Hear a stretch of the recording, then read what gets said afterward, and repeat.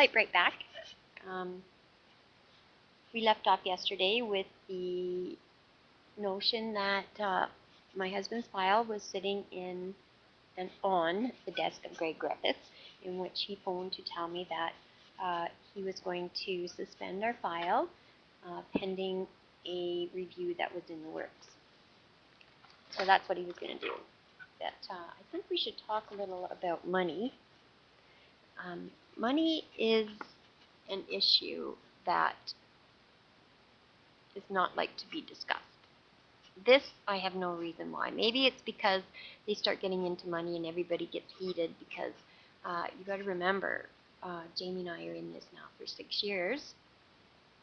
And it'll be 6 years on March 20th, 09. Will be 6 years. And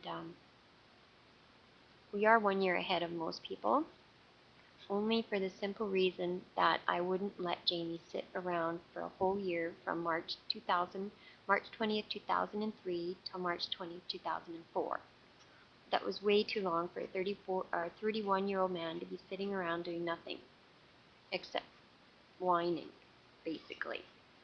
And plus, I was worried about his head noggin, so I wanted to stimulate those brain cells as quick as I could and keep them going because I wanted him better. The whole family wanted him better. So anyways, of course you know that didn't happen, but I feel that's the way we had to go, because if I wouldn't have done that, I wouldn't have known if we would have done that, if it would have helped. But now I know it didn't help. It didn't really make much difference. But I'm still glad we did it. Even though, you know, I think the problem is there's so much litigation, there's so much red tape, there's so many timelines, but there's one timeline that I think if any of us need to change a simple timeline, if anything gets done out of these videos, if we could at least get the board to put a timeline on these disability award adjudicators, that would be a step in the right direction. Because for right now, there is no timeline. You know how you have 90 days here, 180 days here, 60 days, 30 days, whatever they decided is written down in there. Well, if you look in the Act, there's no time limit on disability award adjudication. There's no time limit. So this means that if Greg Griffiths wanted to, he could have held that file longer. Of course, I think he did it as long as he could possibly do it because he had it for a year and a half. So he did manage to delay it for 12, 13, 14, 15, 16, 17, 18 months, which is quite a ways if you're, if you're going on credit. Yeah, it's quite a long time. So if anything, if that does happen, and it is because us as injured workers are banding together to make it known. Now you got to remember, nobody does these at the drop of a hat because of the stigma that is attached to actually being an injured worker. I found out, and I didn't know this because we worked all the time, right?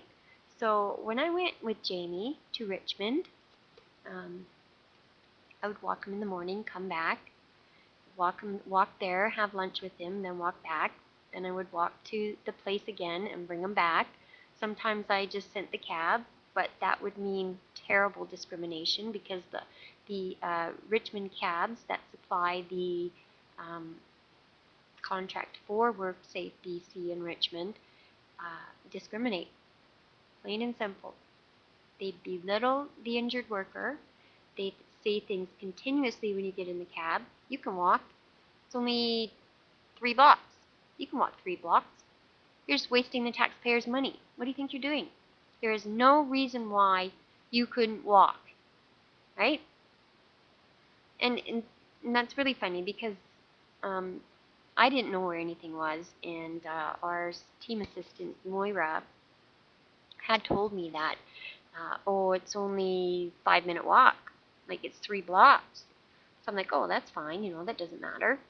But then when we got there and I walked it, it was 20 minutes, which is fine, healthy people, that's okay. Jamie could walk it with me. However, it's right on a very busy road. I don't know, well, actually you guys don't know this, but if he's walking by something, there's all this stuff, movement going on, he gets rather dizzy. And as a matter of fact, I think he did drop down one time when we were in Richmond, and one of the babysitter dudes there decided to pack up these head traumatized people and put them in a duck walk and walk them to the park just down the street in Richmond. And Jamie did fall off the sidewalk into the traffic there just because of all the movement. But he didn't get hurt. But you know what the guy did? He obviously, because he was very worried, Jamie would get worried, he disciplined him by not being allowed to take him out to the park anymore, which kind of reminds you of a 2-year-old, doesn't it? That's what we're dealing with, though. He just doesn't realize things. He doesn't do anything on purpose. He just doesn't realize them. So anyways, I was talking about these discrimination tactics. At one instance, it was raining. It was raining there for a little while. It didn't rain all the time, but this one time I think it had been raining for a week, and it was really raining. So I had packed Jamie a lunch and left a note, sent him a note in his little book, so when he was doing his things, he could see my note, which read, "Your lunch is in the fridge. Every second line, your lunch is in the fridge. I'll see you after work."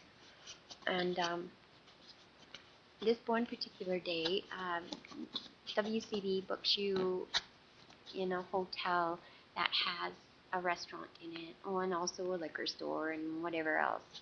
But this one restaurant that they have there serves such fantastic fish and chips. Anyways, this one day I went down there for lunch and I ordered some fish and chips, just one piece because I can't eat properly. Anyways, we don't have to get into me, but I had this one piece of fish, and this older gentleman, he was about 65, 66. I think he was retired, but maybe he wasn't. He sat down there and he was enjoying a coffee at the bar in the restaurant, but like where they have bar seats, where the cashier is. There was a guy sitting there, there's another guy beside him, and I was over here a few things down. And one of the gentlemen started to talk to me and asked me why I was in there, and I said that, well, I'm just here accompanying my husband from WCB. Well, that was just it, you know. What are you doing here? Half you guys should be working. Who do you think getting a free ride? I was appalled. I did not know why the attack.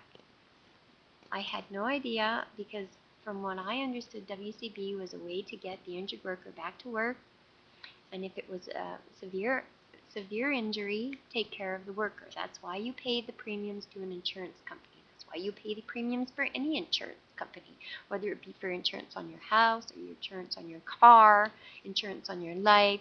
You have insurance for your work. That's just the way it is. You know, at first I think it's all intended la-di-da, and I think most of us for WCB, unless they've denied your claim, and you know, I do not know all the reasons that they do that. I know they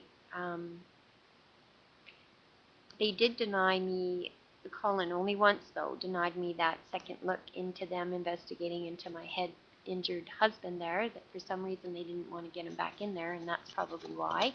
They wanted to get the file done out and cleared off the books so they can get a bigger bonus. I did hear somewhere that they do get bonuses for closing out files earlier, but I have no proof of that, and I don't think anybody doing these things online probably have any proof of that, because, you know, I don't know, but I have heard that, and I've heard a lot of people who are doing these videos online that they have said the same thing. So there must be some kind of truth somewhere in that.